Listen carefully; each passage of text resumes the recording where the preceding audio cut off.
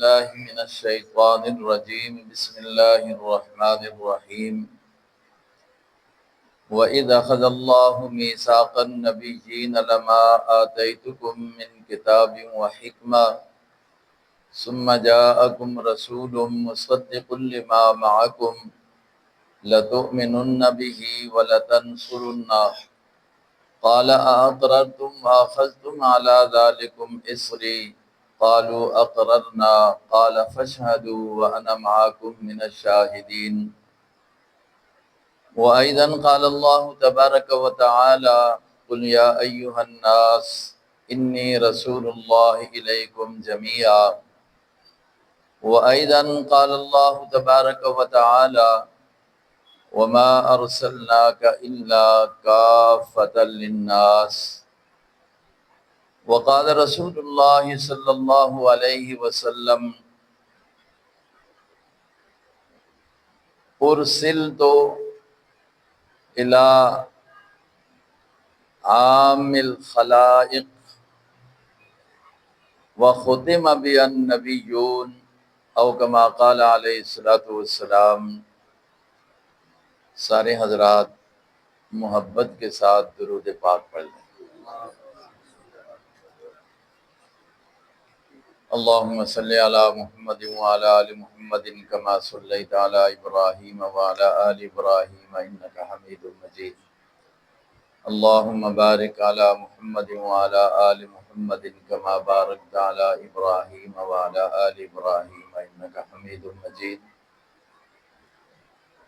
معزز حاضرین،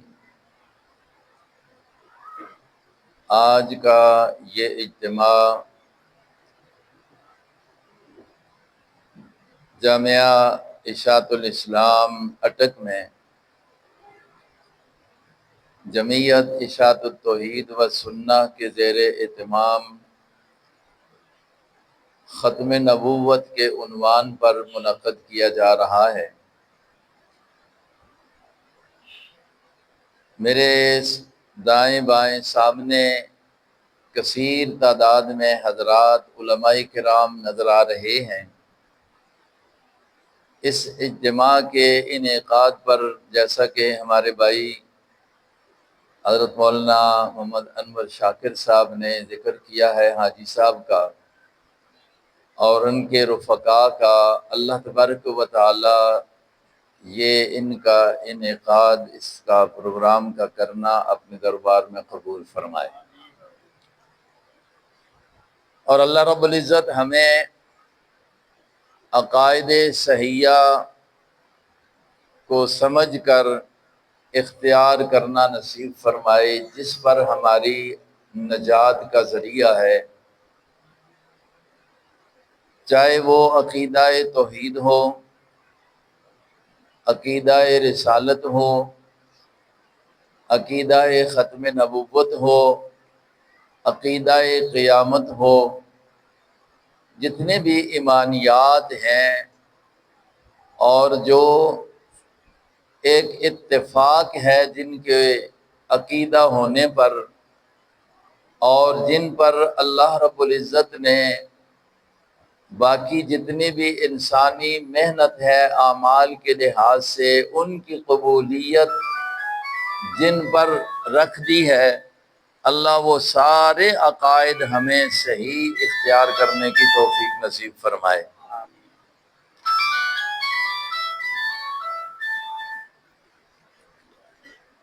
مجھ سے پہلے ہمارے مفتی صاحب نے آپ کے سامنے بڑے اچھے انداز سے قرآن پاک کی ایک آیت اور جو مشہور ہے اور ایک حدیث آپ کو سنائی، نوجوانوں کو ایک فکر دی ہے، اور جس سیلاب میں نوجوان بہہ رہا ہے، کوشش یہ ہے کہ اللہ اس نوجوان کو سمجھ نصیب فرمائے، اور جو سیلاب گمراہی کے ہر طرف سے آ رہے ہیں، اس موبائل کے ذریعے، اس نیٹ کے ذریعے، اللہ ہماری اس نسلوں کو اس سے محفوظ فرمائے،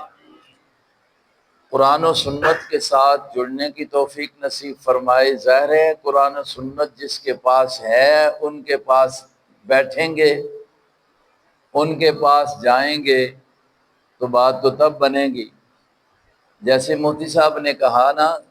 ضرورت ہو ڈاکٹر کی اور بندہ چلا جائے۔ بات سمجھ آ رہی ہے؟ میں نے اس طرح بات کرنی نہیں ہے اگر آپ نہیں بولیں گے۔ اگر آپ ناراض بیٹھے ہیں اس پروگرام سے کہ کیوں ہوا ہے، یا صرف صوفی بن کے بیٹھے ہیں بغلے کی طرح، یہ بس بولنا نہیں ہے، دا لگانا ہے، تو پھر فائدہ کوئی نہیں ہے۔ بات نہ سمجھ آئے تو کہیں بات سمجھ نہیں آ رہی، آئے تو پھر کہیں آ رہی ہے۔ جی پھر سبحان اللہ کہہ دیں گے، جی ہاں کہہ دیں گے تو بات بنے گی۔ یہ میرے بزرگ ادھر منہ کر کے بیٹھے ہیں، میرا خیال ہے ان کو نہیں سمجھ آ رہی بات۔ جی وہ پہلے نہیں دیکھا ہوگا میرا خیال ہے، ناراض نہ ہونا۔ آپ علماء کا بیان سنتے رہتے ہیں، یہ مسئلہ بھی آپ کو بتا دوں، سنا ضرور ہوگا۔ ہمارے پاس مفتی صاحب موجود ہیں، قاری صاحب ماشاءاللہ بزرگ عالم ہیں اور علماء ہیں۔ یہ مسئلہ لکھا ہوا ہے اور حدیث ہے کہ جس وقت خطیب جمعے کا خطبہ دے رہا ہو تو علماء سے پوچھیں کہ سننے والوں کو قبلہ رخ ہو کر بیٹھنا چاہیے یا دیکھو قبلہ رخ ہو کر عبادت کی جاتی ہے نا، تو آپ کو یہ مسئلہ پتا ہے کہ جب امام بات کر رہا ہو، یعنی خطبہ دے رہا ہو، خطبے کا معنی ہے تقریر کر رہا ہو، بیان کر رہا ہو، خطاب کر رہا ہو، تو عوام الناس کو، مقتدیوں کو کیا قبلہ رخ ہو کر بیٹھنا چاہیے یا امام کی طرف رخ کر کے بیٹھنا چاہیے؟ جی یہ مسئلہ دشا ہی نہیں تھا، ادھر موقع دے دیں یار۔ کتابوں میں یہ مسئلہ لکھا، کیا مفتی صاحب یہ مسئلہ لکھا ہوا ہے کہ قبلہ رخ بیٹھنا ثواب نہیں ہے، اس وقت رخ کدھر ہونا چاہیے؟ امام کی طرف ہونا چاہیے۔ اس کی بات جب وہ آپ سے بات کر رہا ہے تو اس کی بات کو سننا اور توجہ کا ساتھ سننا۔ بعض لوگوں کو میں نے کئی دفعہ کہا ہے نا، ایسا ہوتا ہے کہ وہ جب بیان ہو رہا ہوتا ہے نا، خطبہ ہو رہا ہوتا ہے، خطبے کو سننا اسی طرح ضروری ہے اور اس وقت خاموش ہونا جس طرح انفیوں کے ہاں امام کے پیچھے قرات کو سننا اور خاموش ہونا ضروری ہے۔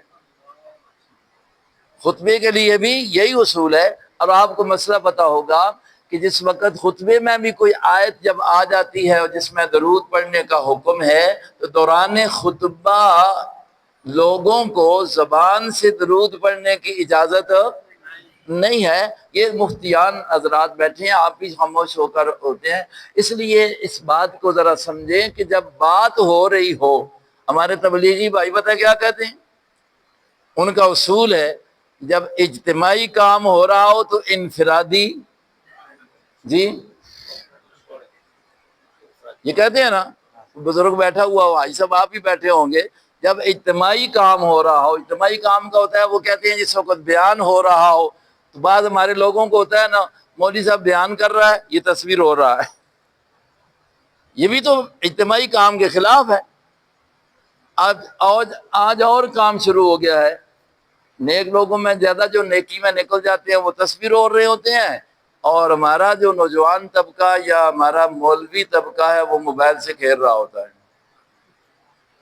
اجتماعی کام ہو رہا ہوتا ہے اور یہ انفرادی نہیں کر رہا ہوتا۔ مسائل ہیں، تو اس لیے آج بات سمجھ نہیں آ رہی اور بالکل دماغ سے باہر باہر جو ہے نا اوپر سے نکل جاتی ہے، تو توجہ ہے میری طرف سے اس طریقے سے ہم ہاں قاری صاحب کہہ رہے ہیں نواں کتوں میں 1200 تو 1500 سال پہلے شہید ہوئے نے، نواں کتوں میں اس قوم سے در کے 1200 کی شہادت ہوئی ہے، نیا کہاں ہے؟ جناب محمد مصطفیٰ صلی اللہ علیہ وسلم نے فوج تیار اپنی زندگی میں کر دی تھی اس کے خلاف جس میں نبوت کا دعویٰ کر دیا تھا آپ کی نبوت کے بعد، تو نیا تو نہ ہوا، قاری صاحب بہت پرانا ہے۔ اس لیے تھوڑے سے یہ میں کہو کہ یہ ان کے لیے نامہ بنا ہوا ہے، تو بھائی ختم نبوت کا کام نیا ہے یا پرانا ہے؟ جی یہ تو ہمارے ملک کے لحاظ سے بھی نیا نہیں رہا، 1973 یا 74 میں یہ بات ہمارے ملک کے قانون میں آ گئی ہے کہ جو بھی نبی پاک علیہ الصلوۃ والسلام کے بعد نبوت کا دعویٰ کرے اور جو اس کو مانے، دونوں جو ہیں ڈرے بیٹھے رہے، ساڑھے سے پاس آبان نے کافر کافر نہ بولے بھی نہ، لوگ ہی ڈرا کے رکھ چھوڑے ہے تو اس تو بھی ڈرے پہ خدا رے اس تے نہیں پرچا ہونا نے اس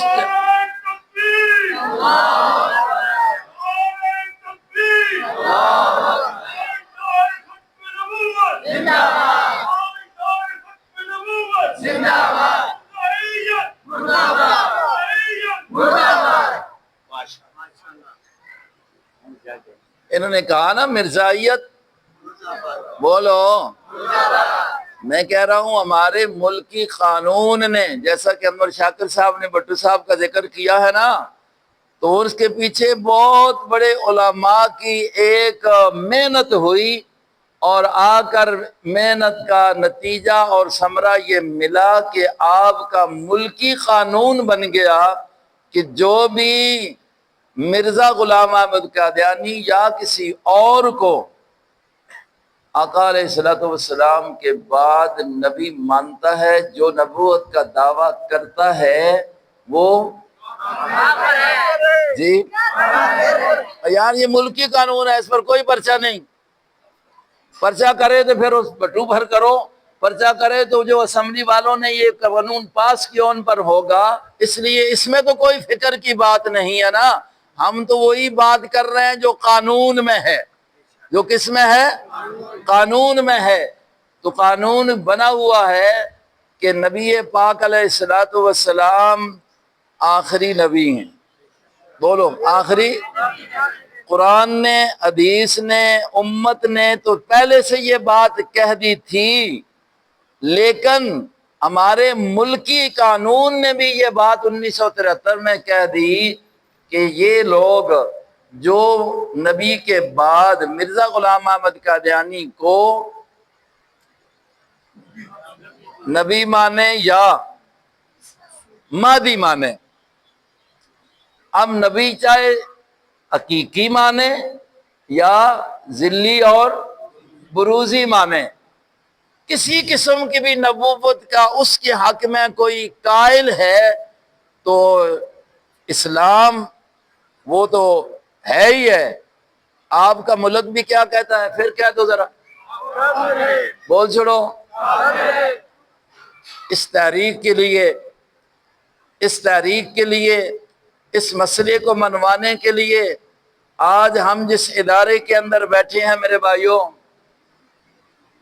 اس تحریک کی اگر میزبانی کا حق ادا کیا ہے تو اسی شخص نے کیا ہے جس کو شیخ القرآن مولانا غلام اللہ خان کہتے ہیں۔ تاریخ اگر پڑھیں تو پیچھے جو ہے وہ بڑی دور کی باتیں، جب سے یہ تاریخ اٹھی جس کا نتیجہ یہ اپنی اسمبلی میں پاس ہوا اور قانون بنا، اس کے لیے جو تاریخ تھی ہمارے اکابر کی، قریب کے زمانے سے میں کہتا ہوں کہ حضرت عطا اللہ شاہ بخاری رحمہ اللہ کا نام تو سنتے رہتے ہو نا، زندگی ان کی اسی پر گزری ہے۔ اور پھر اگر تاریخ میں دیکھو، صحیح جنہوں نے تاریخ لکھی ہے، جنہوں نے حسد اور ضد نہیں کیا، کیونکہ مورخ تاریخ لکھنے والے بھی انسان ہیں اور انسانوں میں ظاہر بات ہے، یہ قدرتی بات ہے، قدرتی ہے، اللہ بچا لے تو بچا لے، نہیں تو حسد تو ضد تو ہوتا ہی ہے۔ اور پھر شیخ القرآن کے ساتھ بہتوں نے ضد کی ہے، بہتوں نے دیکھ نہ سکا اس کو، تو جہاں صحیح جنہوں نے لکھا ہے نا، اگر آپ پڑھیں نا تو یہ جو بڑے بزرگ ہیں ان کو تو پتہ ہے، لیکن نوجوانوں اگر اس کو پڑھو تو آپ کو پتہ چلے گا کہ عطا اللہ شاہ بخاری کے ساتھ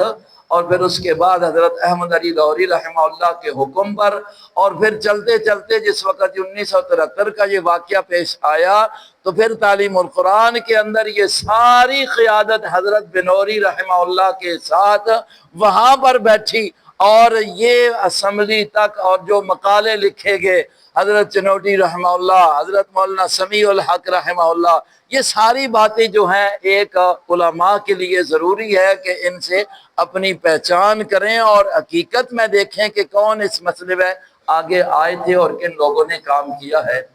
اللہ نے ہمیں بھی ان بزرگوں کے ساتھ جوڑا ہے۔ آج انہوں نے چونکہ اس پروگرام کو اور اس کو آگے بڑھانے کے لیے جمعیت اشاعت التوحید و سنہ کا عنوان دے کر اس کے زیر اہتمام اس پروگرام کو رکھا ہے، اور حاجی صاحب پہلے سے جو اس محنت میں لگے ہوئے ہیں، اور الحمدللہ ہمارے اکابر ہمارے علماء اس محنت میں، ہمارے جامعہ عربیہ اشاعت القرآن حضروں میں مولانا منظور احمد چنوٹی رحمہ اللہ آئے تھے،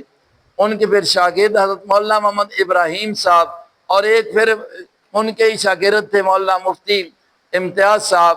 بارہاں یہاں بھی انہوں نے کورس کرایا ختم نبوت کا، اور جامعہ عربیہ اشاعت القرآن میں ابراہیم صاحب دورہ تفسیر کے دنوں میں ہر سال آیا کرتے تھے۔ اللہ تبارک و تعالیٰ بخشش فرمائے، بہت ماہر تھے، اور اللہ رب العزت نے ہمیں ان بزرگوں کی جوتیوں میں بیٹھنے کے ساتھ یہ شرف نصیب فرمایا ہے۔ لوگ بڑے بڑے دعوے کر رہے ہیں، ہمیں اللہ نے شرف نصیب فرمایا ہے کہ حضروں کے اندر ایک ٹیچر ہیڈ ماسٹرہ تھی، وہ آئی اور آ کر اس نے ایک کام شروع کیا بچوں میں بھی، اور کچھ جو کلاس 4 کے لوگ تھے نا جی، 2 اس نے ساتھ لگا لیے تھے، بڑی ان کو مراعات دی اور اپنا یہ کام شروع کر دیا۔ الحمدللہ جب ہمیں پتہ چلا نا، تو آپ اس کا معلوم کر سکتے ہیں ایجوکیشن والوں سے، ہم نے جا کر سکول کا گھیراؤ کیا۔ ہم نے کہا جس وقت تک یہ یہاں سے جاتی نہیں ہے اور آئے گی ادھر تو ہم اس کی ٹانگیں توڑیں گے۔ پہلے انتظامیہ اس وقت یہ ایک ڈی ایس پی صاحب ہوتے تھے، وہ شیعہ برادری کے ساتھ ان کا تعلق تھا، اکبر صاحب، تو پہلے تو انہوں نے آ کر ہمیں دھمکی دی، یہ کیا۔ جس وقت ہم نے اس کو صورت حال سمجھائی نا، کچھ لوگ ایجوکیشن کے اس کے ساتھ تعاون کر رہے تھے، جب ہم نے اس کو یہ پوری پوزیشن سمجھائی تو اس نے وردی میں آ کر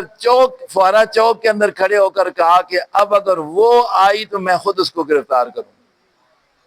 ہم نے یہاں سے اس کو بھگایا۔ اس کا رشتہ دار ہی تھا، وہ بھی ہیڈ ماسٹر تھا، پوڑ میانہ گاؤں ہے، ہیڈ ماسٹر تھا، وہاں فیکٹری میں رہتا تھا، اور وہ جو نیچے اس کے ٹیچر تھے، ظاہر ہے ہیڈ ماسٹر جو ہوتا ہے باقی اس کے سارے ماتحت ہوتے ہیں، اب وہ ان کے ساتھ مطلب ان کو تبلیغ اور ان کو اپنے طریقے بتانے لگا، اور یہاں تک کہہ دیا، ہمارے ایک رضا صاحب ہیں وہاں فیکٹری کے، وہ اچھے ماسٹر ہیں، تو ان کو اس نے دعویٰ کیا اور کہا کہ میرے پاس دلائل ہیں، یہ ہے وہ ہے، کوئی مولوی آ جائے، تمہارے مولویوں نے ہمارے خلاف ویسے شور کیا ہوا ہے، میرے سامنے کسی مولوی کو بٹھاؤ۔ اب وہ بار بار کہتا، ہمارے استاد محترم حضرت مولانا امتیاز خان صاحب دامت برکاتہم العالیہ اس وقت وہاں فیکٹری ہوتے تھے، ان سے بات ہوئی تو انہوں نے میرا نام بتایا کہ اس کو کہو۔ میں نے کہا ٹھیک ہے، جس وقت وہ کہتے ہیں ہم آ جاتے ہیں۔ اللہ نے ہمیں یہ موقع دیا ہے کہ ہم اس کے گھر میں گئے، ختم نبوت کا اشاعت التوحید والوں نے، یہ قریب کا زمانہ میں بتا رہا ہوں، ہم اس کے گھر میں گئے، میرے ساتھ میرے استادوں کے صاحبزادے مولانا محمد رضوان صاحب بھی تھے، مولانا ابراہیم صاحب بھی آئے ہوئے تھے، تو ہم اس کے گھر میں گئے، اور الحمدللہ 5 منٹ وہ بات نہیں کر سکا، اور اس نے یہ بات کہی ہے کہ میں اس پر پھر ریسرچ کروں گا۔ پھر بعد میں اس نے دھمکی ہمیں دی، جب ہم آگے اس وقت وہ چپ ہو گیا، وہ ٹیچر بھی ساتھ بیٹھے، انہوں نے کہا تو کہتا ہے مولوی کو نہیں آتا، یہ آئے ہیں کہ نہیں آئے ہیں بتاؤ نا آپ۔ میں نے کہا جس وقت مرزے کا اس کو بتایا نا، تو وہ کہنے لگا ہم اس کو نبی نہیں مانتے، مہدی مانتے ہیں۔ میں نے کہا آپ اس کو مہدی مانتے ہیں، یہ مہدی ہونے کے قابل بھی نہیں ہے۔ میں نے مہدی کے جو امام مہدی اصل ہے، جو امام مہدی جی ہاں، لوگوں کو دھوکہ نہ ہونا، وہ چھپنے والا نہیں ہے، وہ آئے گا تو چھپے گا نہیں۔ پتہ نہیں میری بات نہیں سمجھی ہے، جو اصل ہے وہ چھپتا نہیں ہے، جو چھپایا ہوا ہے وہ ہے ہی نہیں ہے۔ میں نے کہا امام مہدی آؤ میں تمہیں بتاتا ہوں. میں نے نبی پاک علیہ الصلوۃ والسلام کی احادیث نکالی اور ابو داؤد شریف سامنے رکھ کر جب میں نے اس کی حدیثیں پڑھنی شروع کی نا تو اب وہ بیچارہ، میں نے کہا میں اس کو فوٹو لگے ہوئے تھے 3 آدمیوں کے، میں حدیث پڑھتا اور پھر اس کی طرف اشارہ کرتا. میں نے کہا حدیث کیا کہہ رہی ہے اور یہ دیکھو یہ اس کی شکل کیا ہے. تو میں نے کہا اس کو مہدی ماننا بھی کفر ہے، اس کو مہدی ماننا بھی کفر ہے. تو تحدیث میں نعمت کے طور پر آپ کو بتا رہا ہوں کہ اللہ نے ہمیں یہ موقع دیا ہے ان کے سامنے بیٹھے. پھر اس نے یہ کہا بعد میں جب ہم آگے نا تو ان ساتھیوں کو کہنے لگا، ان ماسٹروں کو، یار ان کو کہو میرے ساتھ روا جائے، ہمارے وہاں پر بڑے ہوتے ہیں. یہ اس کی دھمکی تھی. مجھے جب انہوں نے کہا تو میں نے اس کو رکا لکھا. میں نے کہا جی ٹھیک ہے، انتظام آپ کا ہوگا، جانے کے لیے ہم تیار ہیں. انتظام آپ کا ہوگا، جانے کے لیے. میں نے اس کے طریقہ کار تھا نا، مگر ہم کہتے ٹھیک ہے ہم جاتے ہیں، تو وہ بھی کہتا لے آؤ گاڑی اور خرچہ بھی کرو، وہاں جا کر کیا ہوتا. تو میں نے کہا کہ انتظام آپ کا ہے، گاڑی آپ کر لے، ہمیں لے جائیں، جس کے پاس جاتے ہیں ہم بات کرنے کے لیے تیار ہیں اور ہم ثابت کریں گے. ثابت ہوا ہے، اب ثابت کرنے کی ضرورت نہیں ہے، ثابت ہوا ہے کہ وہ کافر ہے اور تم اس کے ساتھ لگے ہوئے، تم اس سے بڑے کافر ہو. میں نے اس کے منہ پر یہ بات کہی. تو الحمدللہ یہ اللہ پاک نے ختم نبوت کا ہمیں جو سلسلہ دیا ہے. میں نے حضرت شیخ القرآن مولانا غلام اللہ خان نور اللہ مرقدہ کے وہ جو نوٹس لکھے ہوئے ہیں، حضرت اشرف علی صاحب دامت برکاتہم العالیہ نے اس کو شائع کیا ختم نبوت پر. مرزائیت کے بارے میں معلوماتی طور پر ان کے عقائد پر ان کے نوٹس لکھے ہوئے ہیں، اشارے لکھے انہوں نے کتابی شکل میں جایا کر دیا. تو میں یہ کہہ رہا ہوں کہ اشاعت التوحید و سنہ کا جو سب سے بڑا سربراہ اور اس کو قائم کرنے والا شیخ القرآن مولانا غلام اللہ خان نور اللہ مرقدہ تھا، وہ سب سے بڑا اس ختم نبوت کے اوپر کام کرنے والا، مناظرے کرنے والا. ہم نے تو اسی سے یہ سبق سیکھا، اسی کا سبق اپنے استادوں سے ہم نے پڑھایا ہوا سیکھا. اور الحمدللہ ہمیں اللہ رب العزت نے اتنا اس مسئلے پر وثوق عطا کیا ہوا ہے، اتنا کچھ اللہ رب العزت نے ہمیں وثوق دیا ہے. ہم کہتے ہیں کہ دنیا کفر ختم نبوت کا انکار کرنے والا خود اگر مرزا بھی آ جائے انشاءاللہ 5 منٹ میں چھٹا نمبر نہیں ہوگا، کفر اس کا ثابت ہو جائے گا. اللہ نے ہمیں ان سے یہ تو سیکھا ہے اور اللہ نے یہ توفیق دی ہے. بہرحال یہ ہمارے اکابر کی محنت ہے، اللہ پاک جزائے خیر عطا فرمائے. اس کو نیا کرنے کی ضرورت ہے، تازہ کرنے کی ضرورت ہے کہ کچھ سبب بھولا ہوا ہے عوام الناس کو، اس لیے لوگ ادھر ادھر کی باتیں جیسا کہ مفتی صاحب نے کہا کرنے لگ گئے ہیں. اور میرے علم میں تو یہ بھی بات ہے کہ دنیا کہتی ہے کہ یہ مولوی ویسے ہیں. آپ کے اٹک میں بھی مرزا خانہ موجود ہے. جی جی ہے الحمدللہ. وہ اس طرح تو نہیں کر رہے. وہ فیکٹری میں انہوں نے، ہمارے قانون میں یہ ہے کہ یہ مسجد کی شکل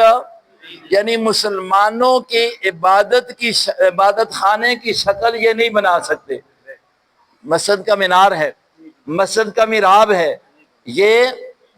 وہاں فیکٹری میں جمعہ پڑھاتا ہوں، وہاں تھوڑے سے دیکھا نا، چونکہ ایریا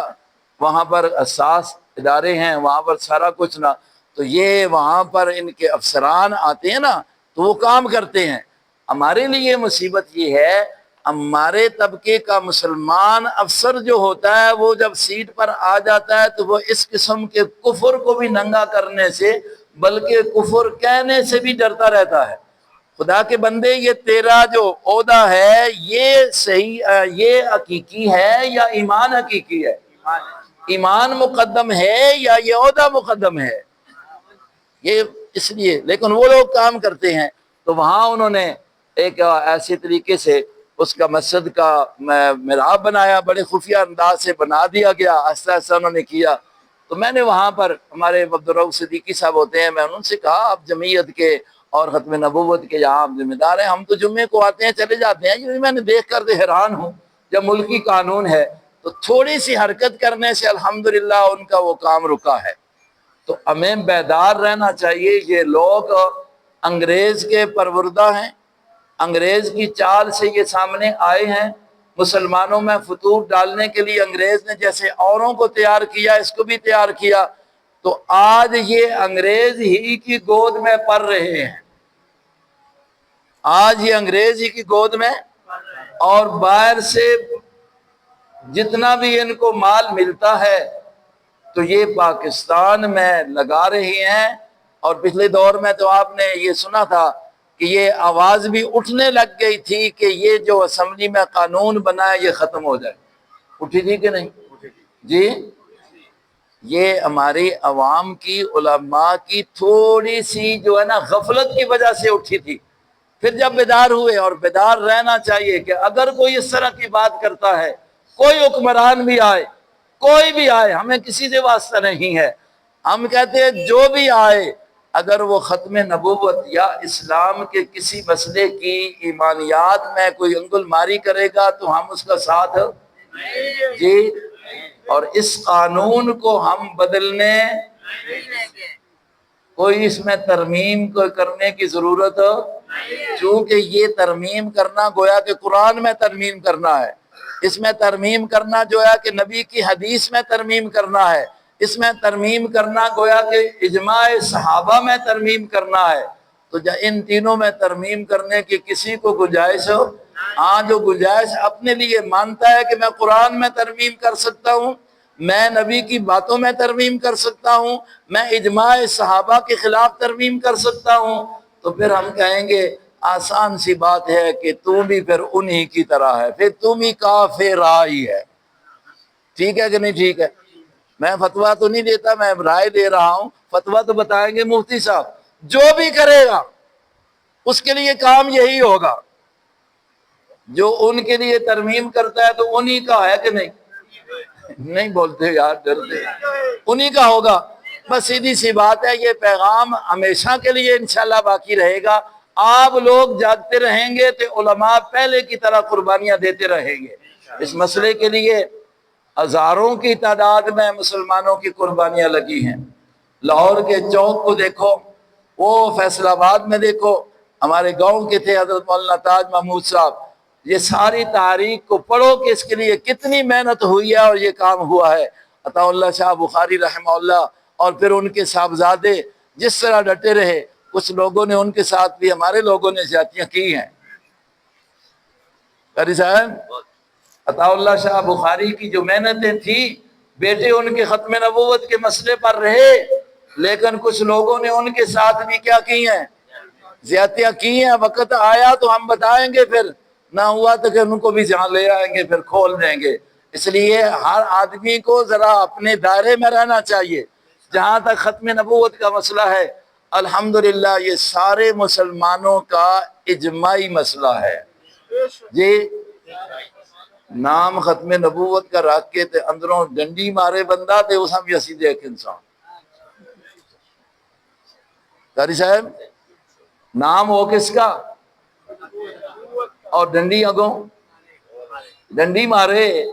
جیسی ڈنڈیاں پھر ڈنڈا مارنے نے۔ ایک گل یاد رکھ لو، الحمدللہ صرف ہم یہ کہتے ہیں کہ دیکھیں عوام الناس کو اس مسئلے سے صحیح جو ہے روشناس کرائیں، تاکہ یہ لوگ جو ہیں اس کی حقیقت کو سمجھیں کہ ہمارے ایمان کا یہ مسئلہ ہے۔ عام لوگوں کو پتہ ہی نہیں ہے، بولے وہ مولوی لگے رہتے ہیں۔ بھائی یہ صرف مولویوں کا مسئلہ نہیں، یہ ہمارے ایمان اور اسلام کا مسئلہ ہے، ایمان اور کفر کی بات ہے۔ ختم نبوت پر ایمان رکھنا یہ ایمان ہے، اور ختم نبوت کے خلاف نظریہ رکھنا یہ کیا ہے؟ کفر ہے۔ میں نے جو قرآن پاک کی آیات پڑھی ہیں، بس دو چار باتیں کر کے میں ختم کرتا ہوں۔ قرآنی آیات میں دیکھیں، اللہ رب العزت نے اِذْ أَخَذَ اللَّهُ مِيثَاقَ النَّبِيِّينَ لَمَا آتَيْتُكُم مِّن كِتَابٍ وَحِكْمَةٍ ثُمَّ جَاءَكُمْ رَسُولٌ، اللہ نے اپنے سارے رسولوں کو اکٹھا کیا۔ بات سمجھ آ رہی ہے؟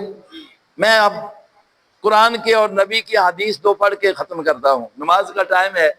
آپ بھی کچھ پتہ نہیں گھبرائے نظر آتے ہیں یا ناراض نظر آتے ہیں جی۔ نعرے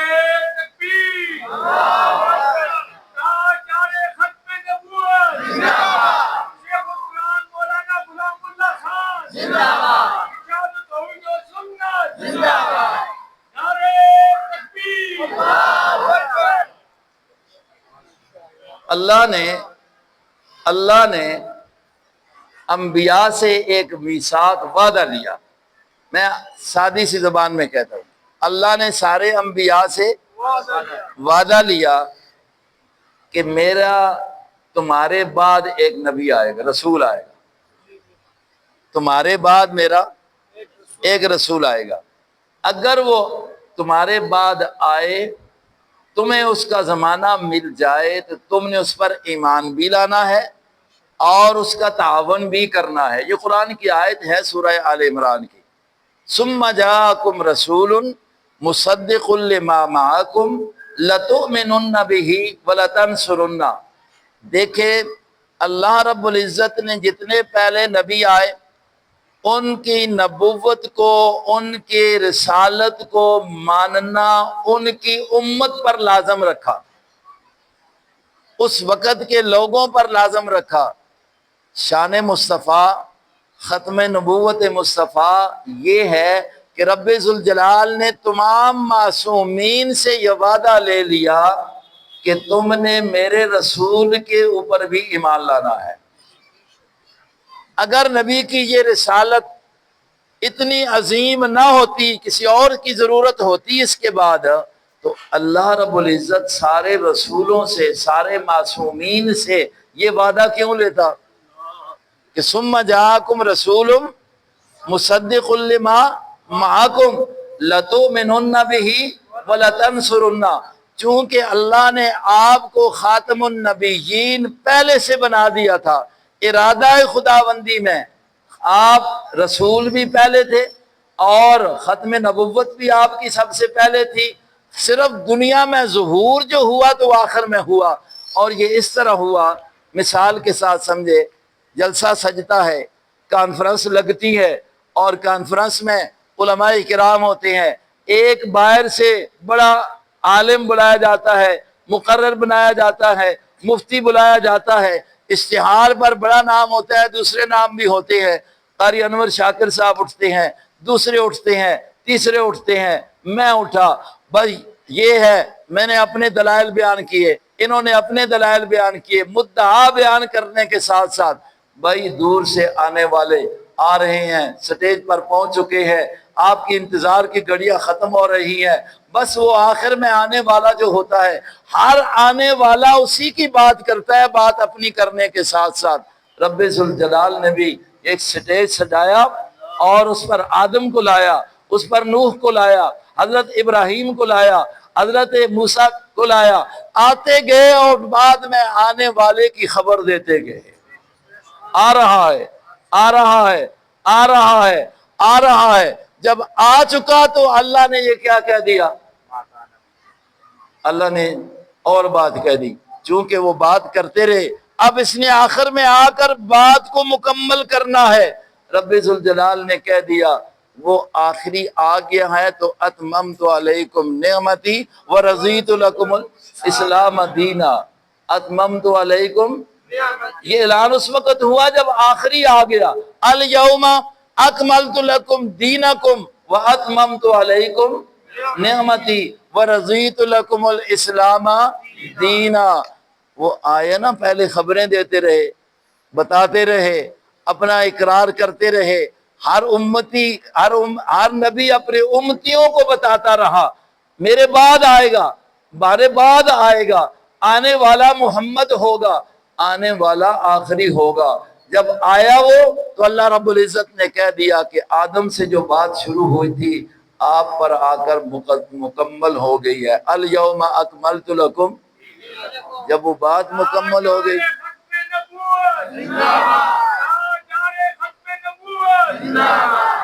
جب وہ بات مکمل ہو گئی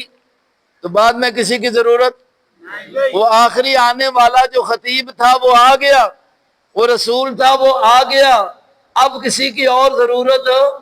بات جو مکمل ہو گئی۔ جس کے لیے کانفرنس سجی تھی، یہ دنیا سجائی تھی اللہ رب العزت نے جس مسئلے کو بتانے کے لیے۔ میں وہ بھی کہہ دوں کہ وہ جو ایک بات بنی ہوئی ہے نا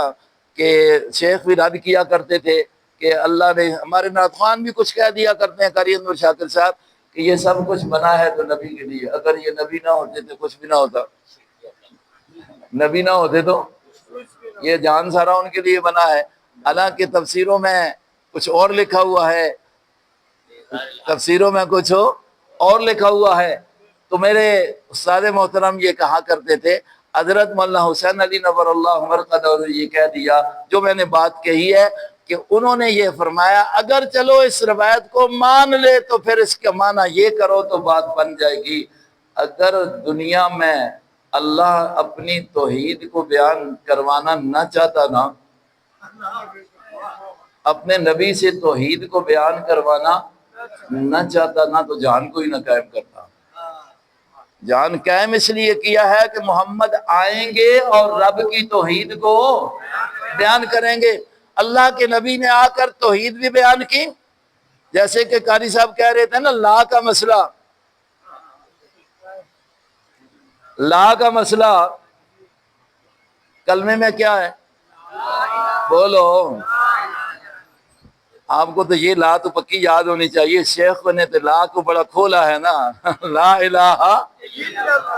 اور جیسے یہاں کلمے میں لا ہے کہ لا الہ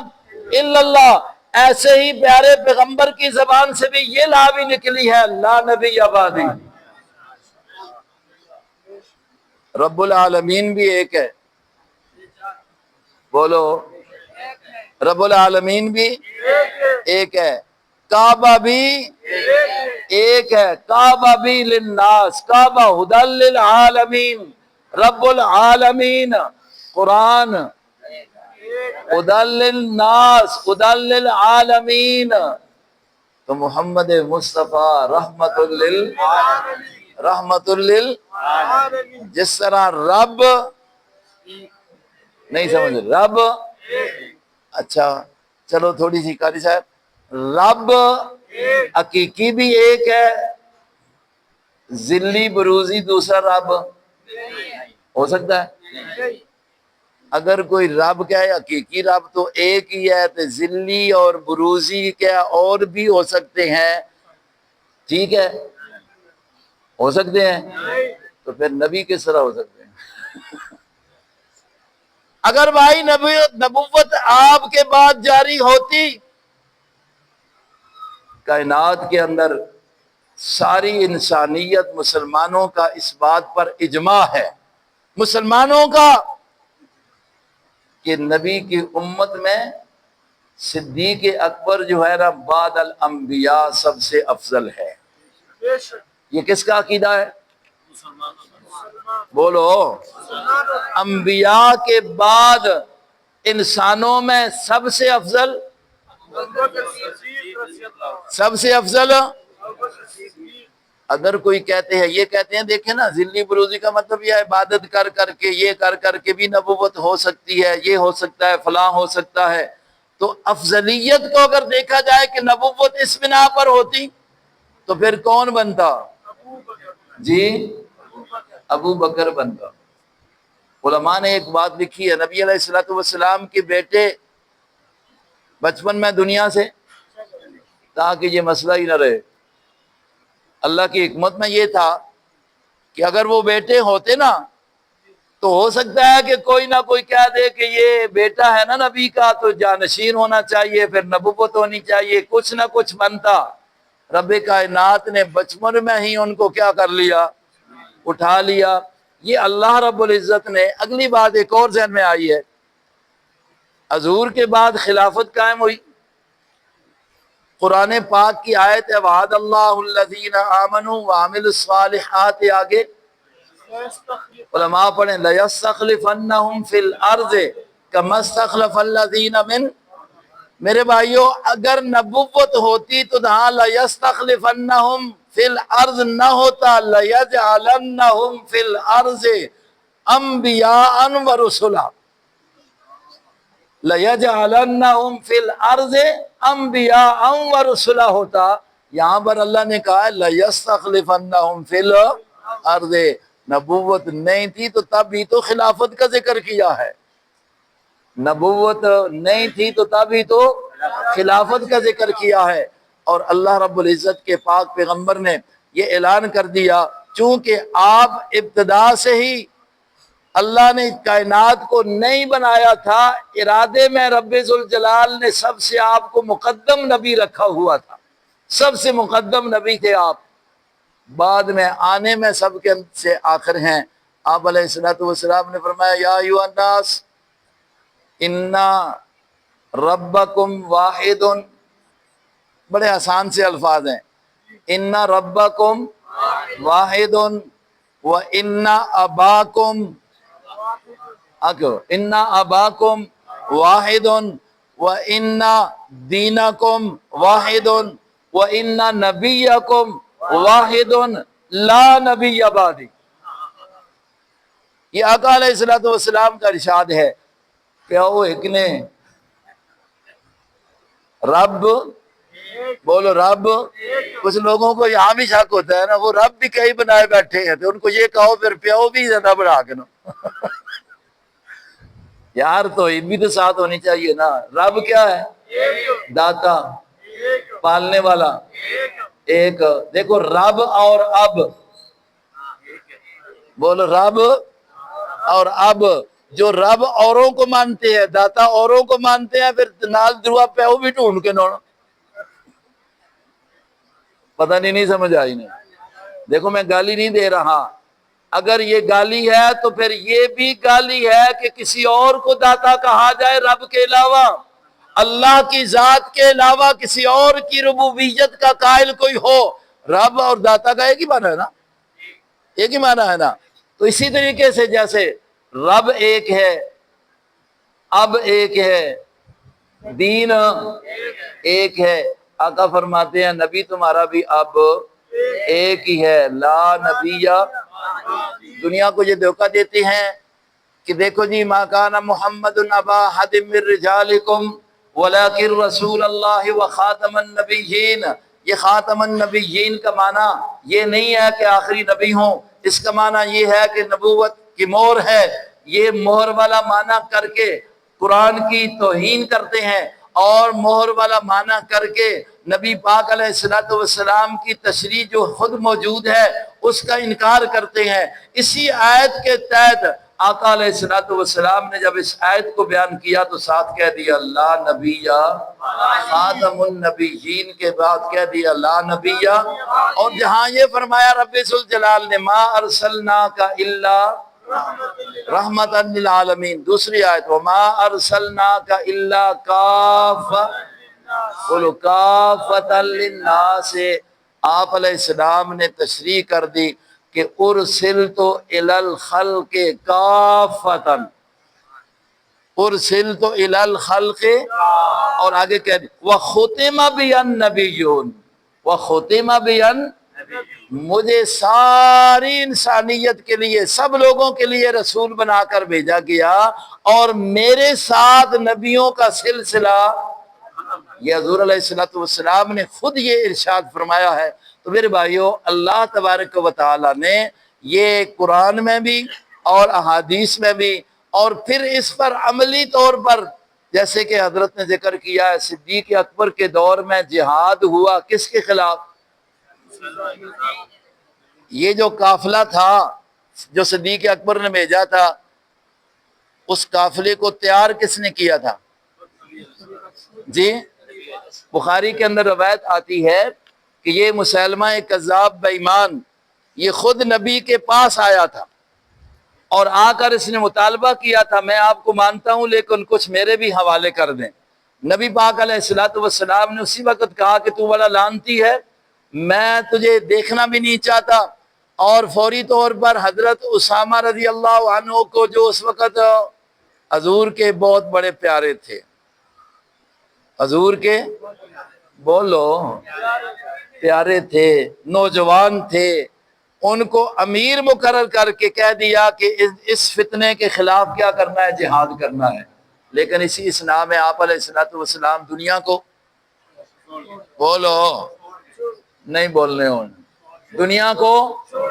دنیا کی زندگی آپ کی کیا ہو گئی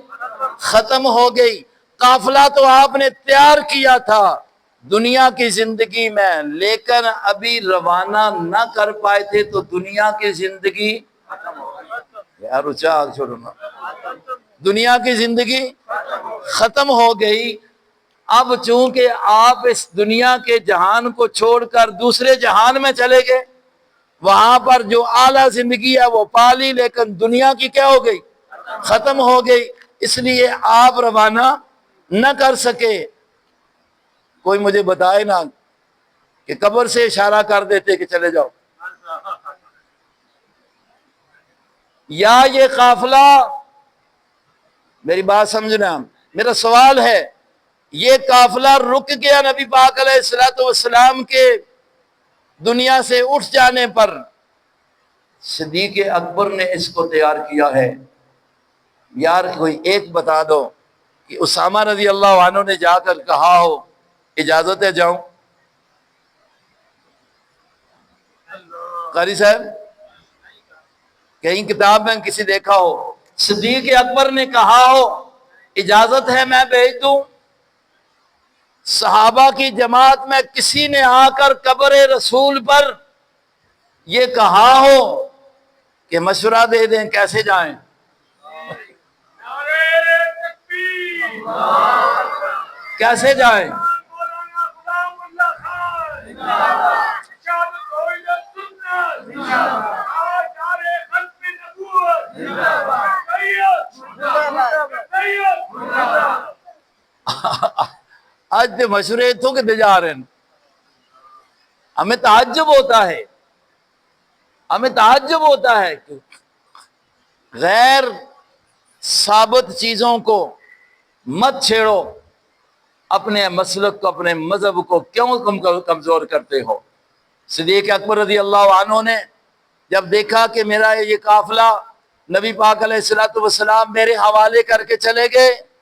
چونکہ آپ کے حوالے کر دیا مسجد کا ممبر بھی مسجد کا مصلی بھی یقینی بات ہے کہ خلافت بھی آپ کے حوالے ہو گئی اب صدیق اکبر نے کام کیا ہے اسی اسامہ کو امیر بنا کر فوج بھیجی اور جس میں اس مسلمہ کذاب کا اور دوسرے جو اس وقت دو اور تھے ایک عورت اور ایک مرد ان اسود انسی وغیرہ ان کا خاتمہ کر دیا لیکن اس جہاد میں آپ کو معلوم ہونا چاہیے کہ مسلمانوں کے 1200 آدمیوں کی شہادت ہوئی ہے علماء نے لکھا ہے کہ نبی علیہ السلام کے جتنے غزوات ہوئے سب کو ملا لیا جائے تو سب کے شہداء اس جنگ کے شہیدوں تک نہیں پہنچتے ان کی تعداد اتنی بڑی تعداد شہید ہوئے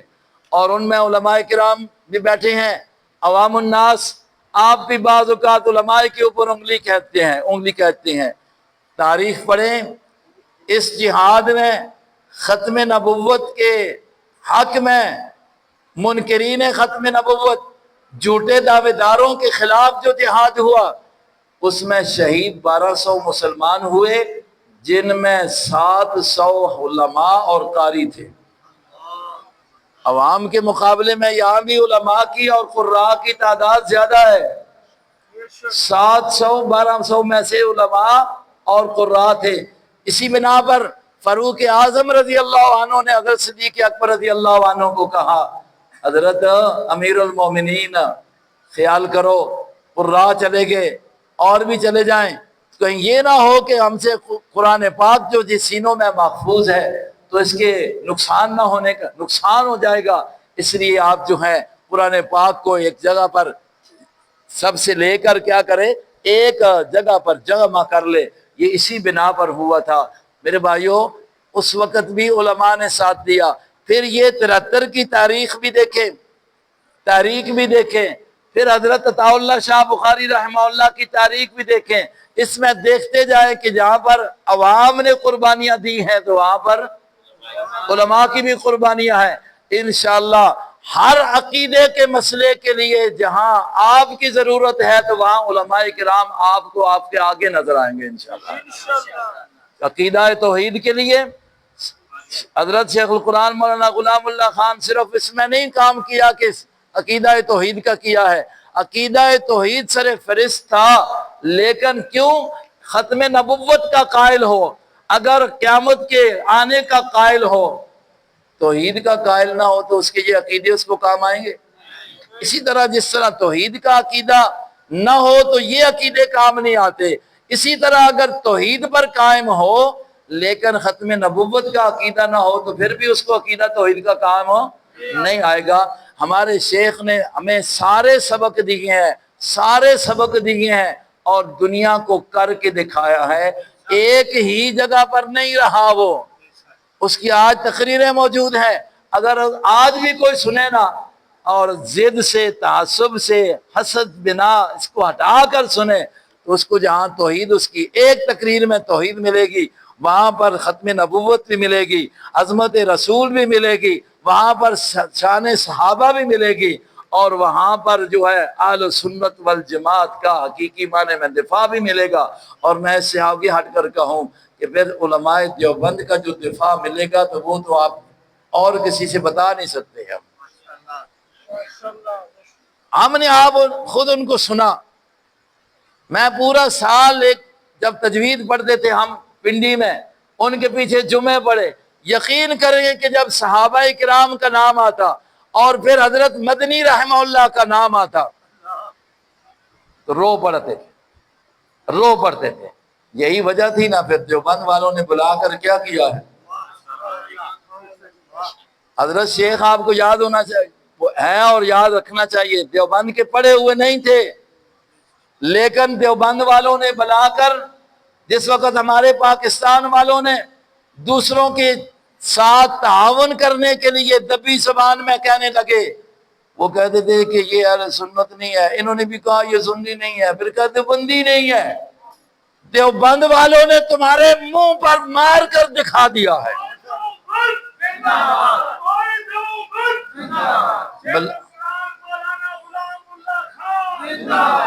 بلا کر حضرت قاری صاحب یہ کرامت شیخ کی اب ظاہر ہو گئی ہے، اس وقت دیوبند نے بلا کر دستربندی کی، اور مجھے یاد ہے حضرت نانوتوی کے اوپر رحمہ اللہ کے اوپر جو مقالہ لکھا گیا تھا، پڑھا گیا تھا، وہ ذمہ لگایا تھا حضرت شیخ القرآن مولانا غلام اللہ خان نور اللہ مرقدہ کے، اور میرے سامنے کی بات ہے حضرت شیخ حضروں آئے تھے اور آ کر ہمارے استاد محترم مولانا عبدالسلام رحمہ اللہ کو کہا کہ اس مقالہ کے لکھنا ہے اور اس کے لیے مواد کی ضرورت ہے، آپ یہ مجھے دینا ہے، اور وہاں مقالہ پڑھا بھی گیا، تقریر ہوئی، اور جی بولو دستربندی بھی ہوئی۔ جو کہتے تھے دیوبندی نہیں ہے وہ تو ان کو اس وقت پھر کہتے رہے بعد بھی کہتے رہے۔ اب 2 مہینے پہلے ہمارے یہاں حضور پروگرام ہوا ہے، قاری صاحب شیخ کی کرامت ظاہر ہو گئی ہے، ہمارے بزرگوں نے دیوبندی جو اپنے آپ کو کہتے ہیں، ہم تو سب کو کہتے ہیں یار جو دیوبند کا کام کر رہا ہے ہمارا ہے، لیکن یہ خود اپنے آپ کو سائڈ پر کرتے ہیں،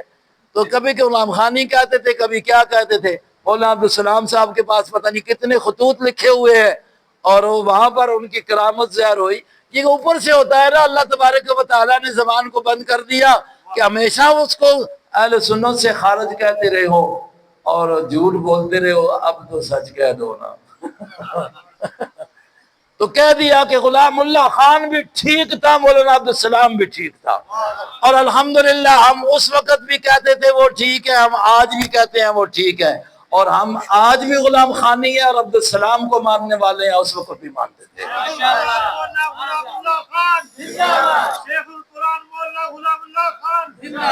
شیخ یہ پڑھا کرتے تھے نا، حضرت شیخ جس وقت واقعہ یوسف کو بیان کیا کرتے تھے، حضرت یوسف علیہ السلام کو جب جیل میں وہ بادشاہ کا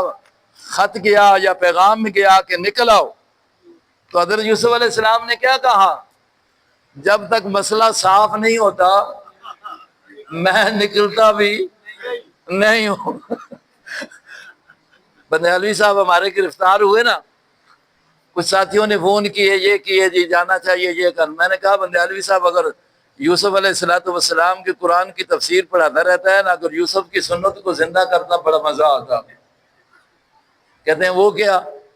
جیل میں جانا بھی تو سنت یوسفی ہے۔ میں نے کہا مزہ یہ آتا نا جب اس کی ضمانت ہوئی تو وہ کہتا میں اس وقت تک نہیں جاتا جب تک کہ پوری تحقیق کر کے مجھے صاف نہیں کرتے ہو کہ جو میرے اوپر جھوٹا پرچہ بنا ہے میں جیل سے نہیں نکلتا۔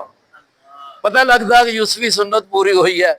تو بہرحال لوگوں نے تو خوشیاں منائی جو کچھ بھی ہے۔ تو حضرت شیخ جب یہ واقعہ بیان کرتے نا، اور پھر ان عورتوں کا اور زلیخا کا جو تذکرہ قرآن میں کیا ہے کہ یوسف پاک تھا، تو حضرت شیخ کہا کرتے تھے، پھر یہاں پر جھوم کر کہا کرتے تھے الفضل ما شاہدت بالاعداء۔ ہم بھی کہتے ہیں الفضل ما شاہدت بالاعداء۔ اب وہ الحمدللہ اہل سنت بھی ہیں اور دیوبندی بھی ہیں، اور یہ بات ان کے بارے میں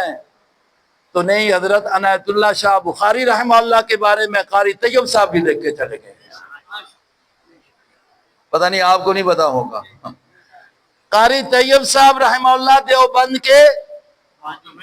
محتمم یہ لکھ کر گئے ہیں، حضرت عنایت اللہ شاہ بخاری رحمہ اللہ اہل سنت والجماعت اور حامی دیوبندیت ہے۔ دیوبندیت کو مانو پھر۔ بہرحال الفضل ما ختم نبوت کا مسئلہ ہمارے جمعیت اشاعت التوحید و سنہ کے زیر اہتمام یہ پروگرام ہوا۔ اللہ رب العزت نے ہمیں اس عقیدے کے ساتھ وابستہ رکھا ہے، ہمارے اکابر نے ہمیں یہ سبق دیا ہے، اور ہم انشاءاللہ اپنی زندگی اس پر قربان کرنے کے لیے تیار ہیں۔ ضرورت پڑے اور اس کو عوام تک ہم انشاءاللہ ایک عزم ہے، نئے عزم سے یہ کام حضرت حاجی صاحب نے، انور شاکر صاحب اور حضرات اٹک کے علماء نے اشاعت التوحید و سنہ کے زیر اہتمام اس کی ایک باڈی جو ختم نبوت کے لیے تشکیل دی ہوئی ہے، انشاءاللہ آپ بھی اس کے ساتھ معاون بن کر اس عقیدے کو آگے پھیلائیں گے کہ نہیں پھیلائیں گے؟ ضروری ہے پھیلانا، اس کو ماننا بھی ضروری ہے، اس کو دوسروں تک پہنچانا بھی ضروری ہے، اور اس کو اپنا فرض سمجھنا ہے۔ یہ صرف مولوی کا یا حاجی صاحب کا ہی فرض نہیں بلکہ ہر ایک کا فرض ہے کہ یہ دوسروں تک پہنچے۔ حضرت صدیق اکبر رضی اللہ عنہ نے خلاف ان کے جہاد کیا حضور کے حکم پر، ہمیں بھی اگر ضرورت پڑے تو قادیانیوں کے ساتھ جہاد کرنے کی اگر ہمیں حکومت اجازت دے تو کیا کریں، کرنا ہے کہ نہیں کرنا؟ ہم ایک ریاست میں رہتے ہیں، ہم حکومت کے قوانین کے خلاف نہیں کرتے، ریاست میں رہتے ہیں، لیکن اگر حکومت یہ اجازت دے کہ ان کے خلاف جہاد کرو جو ہمارے ملک میں رہ رہے ہیں یا باہر ہیں، تو آپ اس کے لیے تیار ہیں؟ تیار ہیں نا؟ اگلی بات یہ ہے، ہماری حکومت نے بہت اچھا فیصلہ کیا ہے۔ کون سا؟ پتہ ہے؟ دیکھیں ہم وہ لوگ ہیں، ہم اچھی بات کو اچھا کہتے ہیں اور برائی کو چاہے کوئی بھی کرے۔ کچھ لوگ ہوتے ہیں نا وہ جماعتوں کے بس چاہے میری جماعت ہے جو بھی کرے وہ ٹھیک ہے، نہیں ہم وہ نہیں ہیں۔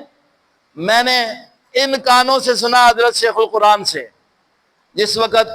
ضیاء کا دور تھا، جمعہ میں نے ان کے پیچھے پڑھا، یاد ہوگا کہ یہاں اس مدرسے کے لیے ضیاء نے تعاون کیا تھا 1 لاکھ روپے، اور وہاں کی مارکیٹ کا مسئلہ تھا۔ حضرت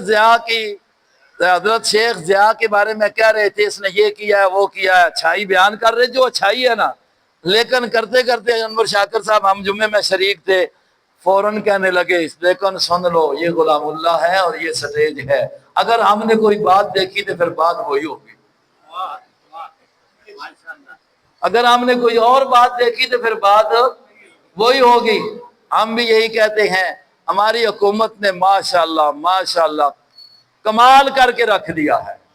اللہ رب العزت اس معاہدے پر پکا رہنے کی توفیق نصیب فرمائے۔ یہ ہمارے ملک کو اعزاز ملا ہے، یہ اعزاز ملا ہے کہ خانہ کعبہ اور مسجد نبوی کا تحفظ، بولو بھائی، ہم اپنی فوج کے اس مسئلے میں ساتھ کھڑے ہیں۔ انشاءاللہ ساتھ کھڑے ہیں۔ اللہ رب العزت اور عزتوں سے نوازے، اللہ اور عرب کو بھی جتنی مسلمان یہ ریاستیں ہیں، جتنی مسلمان یہ ملک ہیں، جیسا کہ ہمارے مولانا فضل الرحمان صاحب نے پہلے سے آواز اٹھائی تھی کہ ان سب کا ایک کیا ہونا چاہیے، بلاک ہونا چاہیے۔ ہمارے مولانا سمیع الحق صاحب کہا کرتے تھے یہ متحدہ معاذ، یہ اقوام متحدہ، یہ اقوام متحدہ آپ نے سنا ہوگا مولانا سمیع الحق سعید سے، وہ کہا کرتے تھے یہ تو امریکہ کی لونڈی ہے، یہ امریکہ کی۔ دعا کریں کہ اللہ رب العزت تمام مسلمان ممالک کو بولو یہ ایک بلاک بن جائے نا، جیسے یہ سعودیہ کا ہوا ہے نا، اور بھی ہو جائے نا انشاءاللہ۔ کفر جتنا بھی ہے، چاہے امریکہ ہو یا دوسرا ہو، ان کو انشاءاللہ ان کی طرف میلی آنکھ سے دیکھنا بھی نصیب نہیں ہوگا پھر انشاءاللہ۔ پھر اسرائیل کیا ہے؟ پھر صرف اسلام مسلمان متحد ہو جائے، آپس میں اتفاق ہو جائے۔ یہ جو اندرونی طور پر کچھ لوگ جو ہے نا یہ ایک دوسرے کے پیچھے لگے ہوئے ہیں، ایک دوسرے کے پیچھے لگے ہوئے ہیں، بھائی اس وقت تمہارا سب کا دشمن کیا ہے؟ اسرائیل ہے۔ اللہ کرے کہ ہم سب اس کے لیے کیا ہوگے، اس کے مقابلے میں متحد ہو کر اس کا مقابلہ کرنے کے لیے تیار ہو جائیں۔ دعا بھی کرنی ہے اللہ اسرائیل کے جو ظلم کی وجہ سے لوگ پس رہے ہیں، اللہ ان کی مدد فرمائے اور ہمیں ان سے ہر قسم کا تعاون کرنے کی توفیق نصیب فرمائے۔ وما علینا الا البلاغ۔